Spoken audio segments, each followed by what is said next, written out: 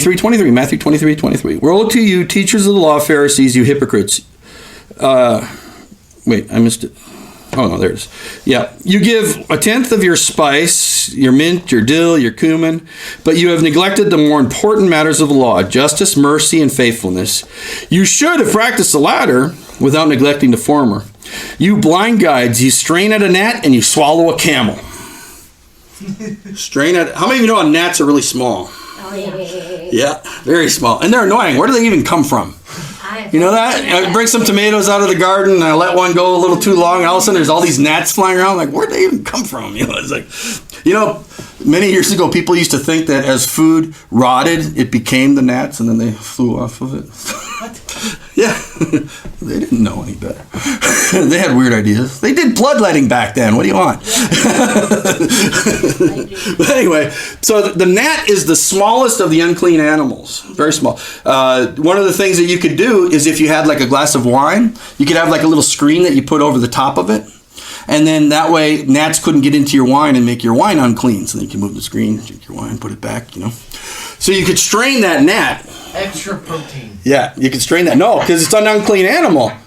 If you drank it, then you became unclean. So they were very careful about this small thing. For them, it was giving their mint, their aloe, their cumin. But the big thing, the camel, which is the largest of the unclean animals, they swallowed it, he said. Okay.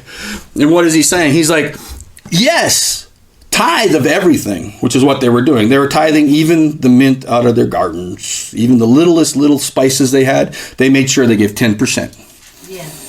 How many of you know the Pharisees, the teachers of the law, the scribes were good at following laws sometimes? Yeah.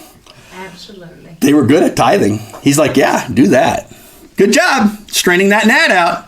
But here's the problem. You're missing the more important matters. Justice, mercy, And faithfulness. Yeah. And justice, they would do unjust things. They would go, they weren't afraid to take, property away from a widow. How many of you know that's wrong? They weren't afraid to push aside an orphan and just neglect them and just be gone with them. Sell them into slavery, whatever. Get rid of them. They thought nothing of that. How many of you know widows and orphans are very precious to God? Yes, they are. Those that are in true need are very precious to God. That's widows and orphans. Fall into that category. And those were some of the ones they were willing to not have justice for. That's right. To not have mercy. Mercy? Someone's sick, someone's crippled, someone's demon possessed, and they tell Jesus you can't deal with that on the Sabbath. Yeah. That's not mercy. No. Mercy is like, yeah, you know what, Jesus, you can do it. Today's a good day. Let's do it while you're here. Let's take care of this. Let's deal with it. No mercy. They didn't have mercy. Yeah. What would they do if they saw someone that was beaten on the side of the road, that was hit by robbers and beaten and left for dead? What would they do? Leave them there. Laugh. Leave them there. Walk on the other side of the road? Yeah. Oh, that could be a dead body. I don't want to become unclean. Who Jesus said was the good one in that? A Samaritan. Yeah. A Samaritan. I thank God I'm not a dog, a woman, or a Samaritan. That was one of their prayers.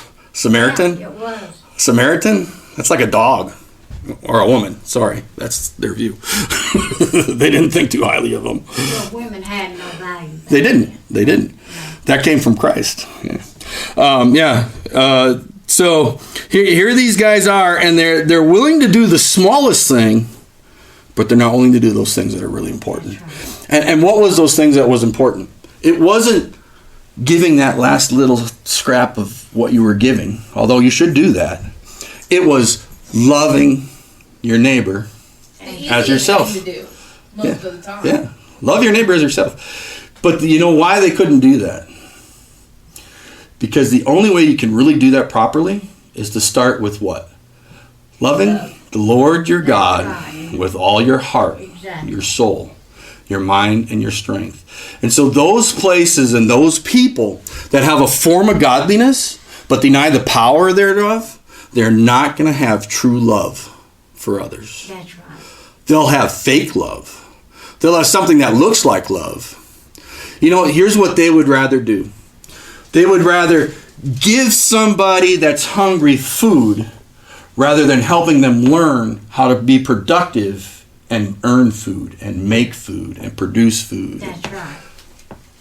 It's the fish thing. They would rather give somebody a fish than to teach them how to fish. Yeah. And take them to a stock pond.